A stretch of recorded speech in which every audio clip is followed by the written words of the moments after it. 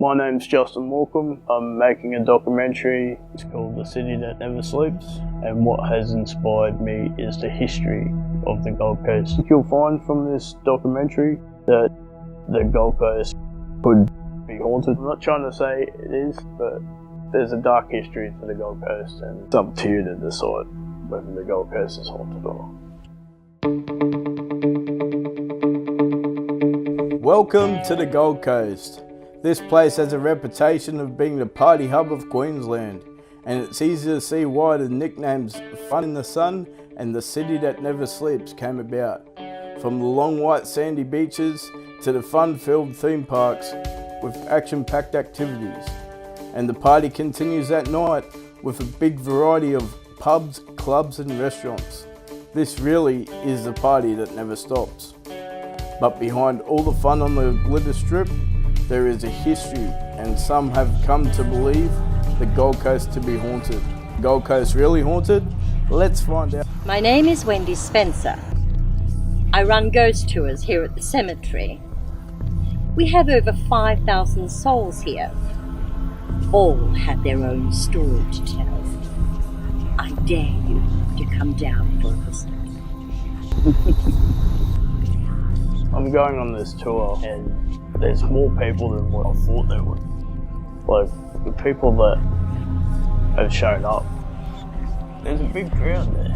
Thinking, why is there such a big crowd? You know, there's a lot of people that are interested in visiting Southport Cemetery. Why? Could they be actually thinking that it's haunted, or is it just an activity?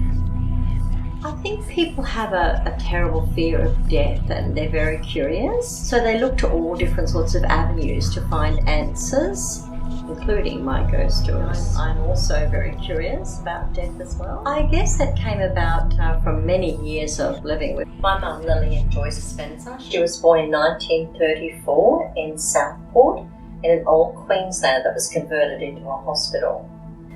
The writer of a trilogy called Run the Gauntlet, which is now in the State Library in Brisbane. She wrote these textbooks to tell people that we're all born with the ability to have psychic awareness. We're just suppressed by society. I guess you could call me a bit of a chip off the old block, just like my mum. Well, my mum's a full believer.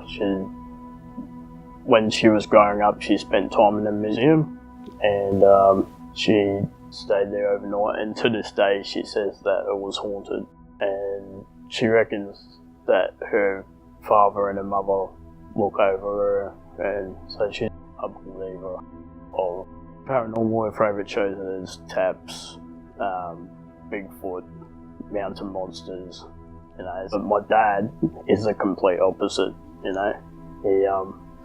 He says, once you're dead, you're dead.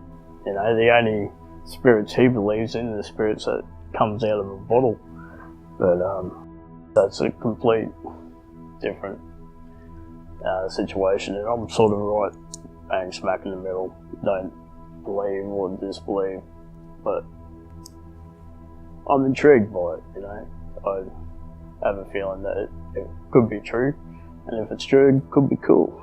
A bit scary as well. My very first tour at the cemetery was rather funny because I was there purely as an actor to start off with. This was a great platform as an actor. However, things changed a little bit. I took some photographs of myself just to show my boss that, hey, look, I dress up. However, some strange things occurred that night at the cemetery. Many people told me about a little girl, a strange ghostly little girl that was hanging around everybody. They all matched up with how she looked. The description was just so perfect. And when I got home that night, there was nothing more scarier than seeing a photograph with that very same little girl standing right there beside me. When you do come on one of my ghost tours, be prepared for paranormal activity. I do have many devices that I carry on the tour with me to help the spirits communicate, such as a water device,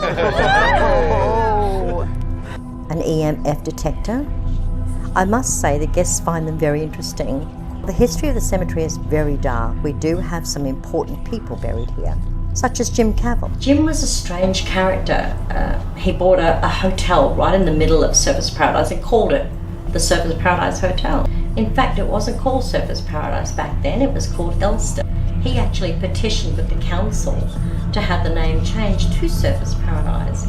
So he's Mr. Surfers Paradise himself.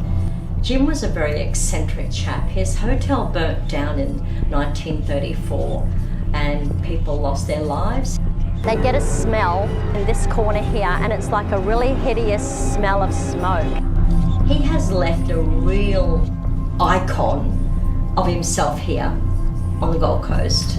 Mr. Jim Cavell. He even has a street named after him, Cavell Avenue. You've maybe heard of it? Very haunted as well. Maybe it's the ghost of Jim Cavell, seeing that his 25 acres of beautiful land in the heart of Surfers Paradise is now a huge playground with gluttony and greed and all sorts of horrible things happening. All these people that are in the streets here walking around are oblivious. But once you are aware of it and you understand the history of this place, then you understand there's a little bit more to Surfers Paradise than meets the eye. This place really has a history that needs to be told, and I think it could be haunted. I've learnt a lot through this experience, and I think it could be haunted.